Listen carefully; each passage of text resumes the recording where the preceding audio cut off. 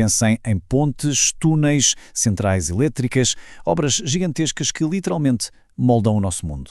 Mas já pararam para pensar como é que elas são construídas? A verdade é que o processo esconde uma complexidade que a gente raramente vê. E é exatamente isso que vamos fazer hoje. Vamos dissecar um dos modelos mais usados para tirar estes projetos do papel e, mais importante, descobrir os seus custos ocultos. Então, a grande questão é esta. Como é que os governos, quase sempre com os cofres, digamos, apertados, conseguem financiar estas obras colossais? A resposta, na maior parte dos casos, é surpreendentemente simples e resume-se a uma sigla de 3 letras. BOT, que significa construir, operar, transferir. A ideia, à primeira vista, é genial na sua simplicidade. Imaginem a cena. O governo vira-se para uma empresa privada e diz: olha, construam esta autoestrada. Depois, operem-na e cobrem as portagens durante, 30 anos para recuperar o investimento e ter lucro. No fim, devolvem-na ao Estado. Parece perfeito, certo? O público ganha a infraestrutura e o governo não precisa de gastar uma fortuna à cabeça. É a solução ideal? Ou será que não? Pois é, como em muitas coisas que parecem boas demais para serem verdade, esta é apenas metade da história. A realidade é muito, mas muito mais complexa e, por vezes, bastante mais sombria. Ok, então vamos a isso. Para perceber o que realmente se passa, temos que deixar de lado a teoria bonita e vestir o fato de detetive. Pensem nisto como uma investigação, quase forense, aos meandros financeiros destes projetos. A ferramenta que vamos usar chama-se Engenharia de Custos Forense. E o que é que isto significa na prática? Bem, esta abordagem não se fica pelas aparências, não aceita as definições do livro. Pelo contrário, ela questiona tudo. De onde veio o dinheiro?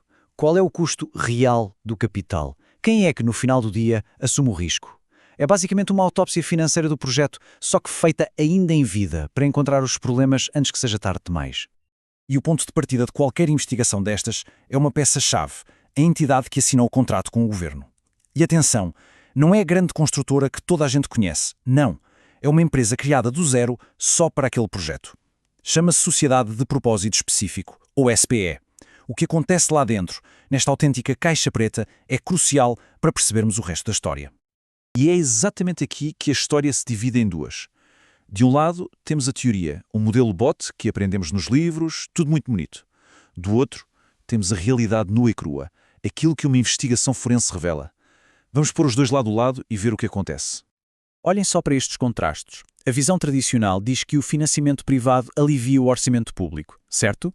A investigação mostra que, na verdade, o capital privado é bem mais caro. E essa diferença, adivinhem só quem paga? Os utilizadores. A SPE, que deveria ser só uma gestora eficiente, transforma-se num veículo para tirar lucros antes do tempo. E a grande promessa, a da transferência de risco, bem, quando acontece um desastre sério, o risco volta, como um bumerangue, para o Estado. Ou seja, para o contribuinte. Cada promessa parece ter um lado B.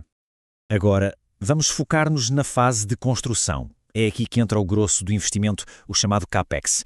E é também aqui que nascem duas patologias financeiras muito comuns nestes projetos. A primeira chama-se desinformação estratégica. É uma jogada clássica. Pensem num leilão.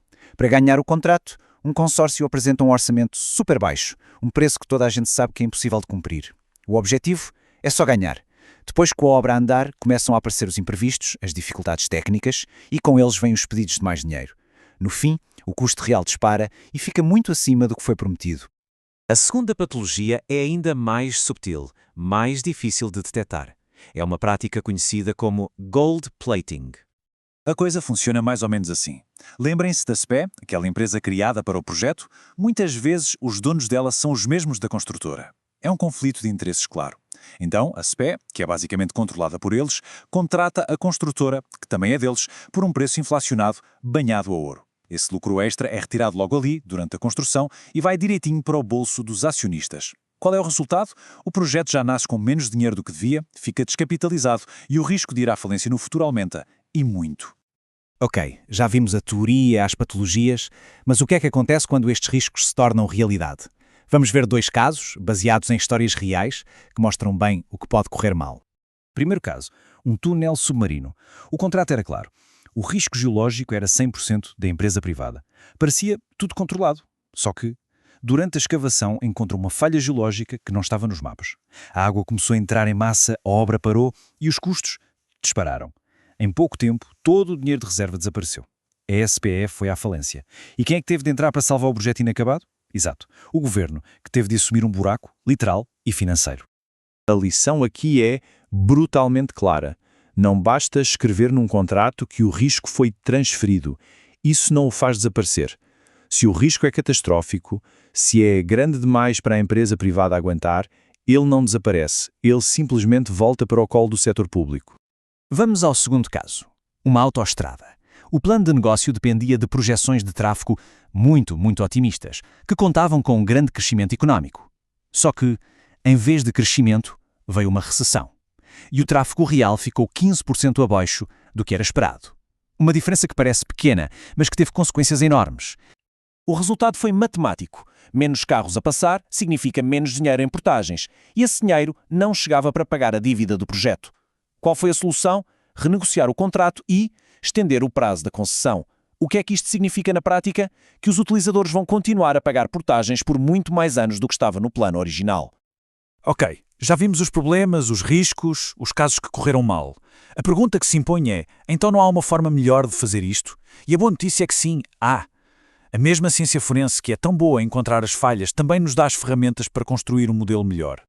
E a tecnologia hoje em dia oferece-nos ferramentas incríveis. Por exemplo, o BIM 5D.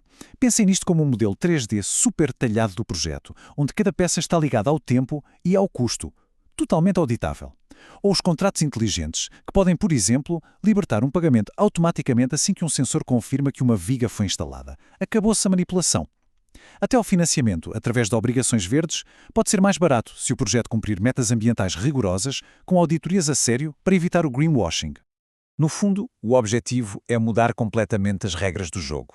É sair de um sistema onde cada lado esconde informação para tentar ganhar vantagem sobre o outro e passar para um sistema onde a transparência é a regra, não a exceção. Um sistema onde todos partilham informação e valor e onde a eficiência beneficia tanto o setor público como o privado. E tudo isto deixa-nos com uma reflexão, com esta visão mais forense, mais crítica, da próxima vez que for anunciado um novo megaprojeto. Uma ponte, um hospital, uma linha de comboio, talvez as perguntas a fazer sejam outras. Perguntas como, quem está realmente a assumir o risco aqui? Como é que a espécie está estruturada? E essas projeções de custos e receitas, são mesmo realistas? Fazer as perguntas certas é sem dúvida o primeiro passo para garantir que estes projetos gigantes realmente sirvam ao interesse de todos.